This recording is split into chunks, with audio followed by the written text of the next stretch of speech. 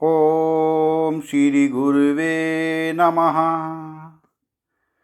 ओम शांति शांति शांति।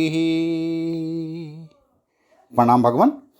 भगवान योग वासिष्ठ महारामायण से उपसम प्रकरण सर्ग नंबर 82 और शीर्षक है वीथव्य मुनि का एकाग्रता की सिद्धि के लिए इंद्रिय और मन को बोधित करना। सत्संग लेते हैं भगवान। श्री वशिष्ठ जी कहते हैं, श्री राम, मैंने तुम्हें जिस विचार का दिग्दर्शन कराया है उस विचार को पहले विद्वान संवर्त अर्थात बृहस्पति के छोटे भाई ने किया था। विंध्याचल पर्वत के ऊपर उसी आत्म तत्वज्ञ संवर्त ने उक्त विचारों को मुझसे कहा था। अब तुम इस दूसरी दृष्टि का जो परमपद को प्रदान करने वाली है श्रवण करो। इसी दृष्टि से महामुनि वीथव्य ने निशंक परम पद को प्राप्त किया था। एक समय की बात है, महामुनि वीथव्य संसार रूपी भ्रम प्रदान करने वाले घोर आदि व्याधि में आकार युक्त सांसारिक क्रियाकलापों से वैराग्य युक्त होकर विरक्त अवस्था को प्राप्त हो गए और केवल निर्विकल्प समाधि से प्राप्त होने वाले परम उदार पर ब्रह्म परमात्मा को जानने की इच्छा से ही उक्त महामुनि ने अपने सांसारिक व्यवहारों का त्याग कर दिया। तदंतर महामुनि वीथव्य ने स्वचरित पर्णकुटी में प्रवेश किया। उस पर्णकुटी में अपने द्वारा बिछाए गए सम और शुद्ध आसन पर बैठ गए। फिर बाह्य और आभ्यंतर विषयों का परित्याग करते हुए उन महामुनि ने विशुद्ध मन से क्रम से इस प्रकार विचार किया। कितने आश्चर्य की बात है कि यह अत्यंत चंचल मन किसी एक निश्चित विषय में लगाया जाने पर भी क्षण भर भी उसी प्रकार स्थित नहीं होता जैसे तरंगों के द्वारा बहाया गया पत्ता स्थिर नहीं होता। मन घट से पट के ऊपर और पट से उत्कट सकट के ऊपर कूद जाता है। यूँ यह चित्त विषयों पर उसी प्रकार दौड़ता है जिस प्रकार वृक्ष के ऊपर बंदर दौड़ता है। इंद्रियगण, तुम लोग मन के ही अलग अलग द्वार हो, अतएव निश्चित ही अधम और जड़ हो। मैं तो सच्चिदानंद घन परमात्म स्वरूप में स्थित हुआ साक्षी रूप से सब कुछ कर रहा हूँ। चक्षुरादि इंद्रियगण आकार से रहित तुम लोग मेरे सामने मिथ्या ही उछल कूद कर रहे हो। तुम लोग अलात चक्र के सदृश और रज्जु में सर्प भ्रम के सदृश मिथ्या रूप ही हो। जैसे सर्पों से डरा हुआ पथिक उनसे दूर रहता है, वैसे ही दोष रहित चेतन आत्मा इंद्रियों से सर्वथा दूर रहता है। इंद्रियगण केवल चेतन सत्ता की सन्निधि से ही तुम लोगों की परस्पर चेष्टा होती है। मूर्खमान, मैं चेतन हूँ, इस प्रकार की तुम्हारी वासना मिथ्या और निरर्थक है, क्योंकि एक दूसरे से अत्यंत भिन्न धर्म वाले चेतन और जड़ मन की एकता नहीं हो सकती। चित्त अहंकार के उत्पन्न होने पर यह शरीर मैं ही हूँ, इस प्रकार का जो तुम मिथ्या अभिमान करते हो उसे छोड़ दो। मूर्ख, तुम कुछ भी नहीं हो, इसलिए क्यों व्यर्थ चंचल हो उठते हो।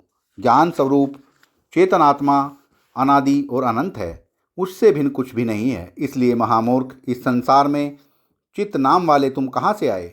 मूर्ख चित्त, चक्षु आदि इंद्रियगणों का आश्रय करके तुम उपहास के पात्र मत बनो। तुम न तो करता हो और न भोगता हो, किंतु जड़ हो।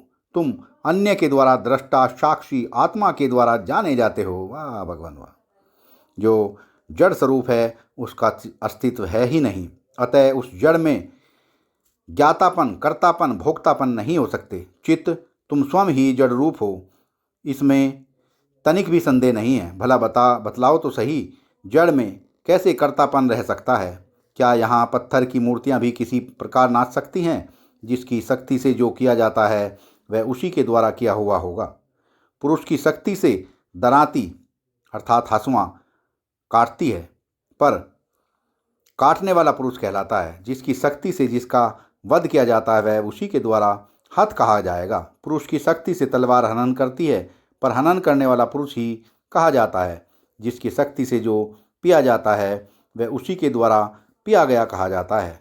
पात्र के द्वारा जल आदि पिए जाते हैं, पर जो मनुष्य है वही पीने वाला कहा जाता है, पात्र नहीं। मेरे प्यारे चित्त, तुम स्वभाव से ही जड़ हो, पर उसी सर्वज्ञ साक्षी के द्वारा बोधित होते हो, क्योंकि जीवात्मा ये अपने से भोक्ता, भोग्य, करण, उपकरण आदि जगत के रूप में स्वप्न की तरह रचता है।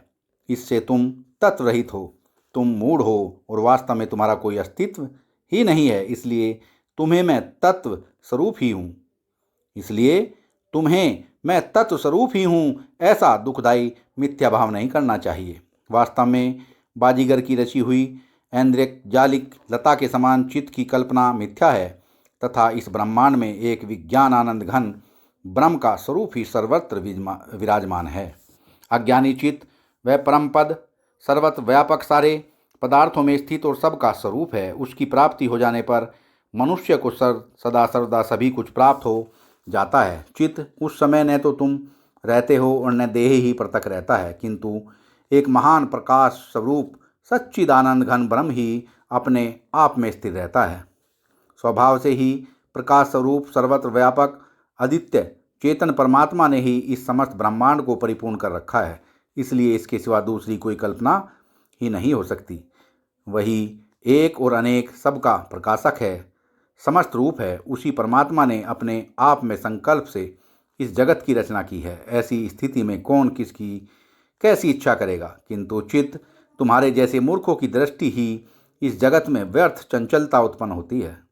जिस प्रकार राजा की स्त्री को देखकर मूर्ख या युवा पुरुष को मदमयी चंचलता उत्पन्न होती है, परंतु कल्पना और मन से रहित आत्मा में कर्तृत्व कैसा?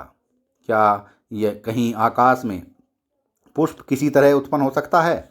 जैसे आकाश में हाथ पैर आदि अंग हो ही नहीं सकते, वैसे ही आत्मा में कर्तृत्व हो ही नहीं सकता। जैसे समुद्र में तप्त अंगार नहीं रह सकता, वैसे ही परमात्मा में दूसरी कोई कल्पना रह ही नहीं सकती। इस प्रकार परमात्म देव में कल्पना का अभाव है तथा मन एवं देह जड़ है। तब विवेक दृष्टि से यह अन्य है, यह अन्य नहीं है, यह शुभ है, यह अशुभ है इत्यादि असत कल्पनाएं नहीं रह सकती। ऐसी स्थिति में सुंदर चित्त विषय से रहित चेतन परमात्मा ही सारभूत वस्तु है, दूसरी नहीं। चित्त जैसे आकाश में मन नहीं है, वैसे ही पूर्वोक्त असत कल्पनाएं आत्मा में है ही नहीं। दृश्य से रहित केवल चेतन ही इस जगत के रूप में विस्तृत हुआ है। इसलिए उसमें यह मैं हूँ, यह अन्य है, इस प्रकार की असत कल्पनाएं हो ही कैसे सकती हैं? अनादि रूप रहित सर्वगामी और व्यापक परमात्मा में कल्पनाओं का कौन कैसे आरोप कर सकता है? क्या कोई आकाश में ऋग वेद आदि को लिख सकता है? सत्संग को विराम देते हैं भगवान। प्रणाम भगवान।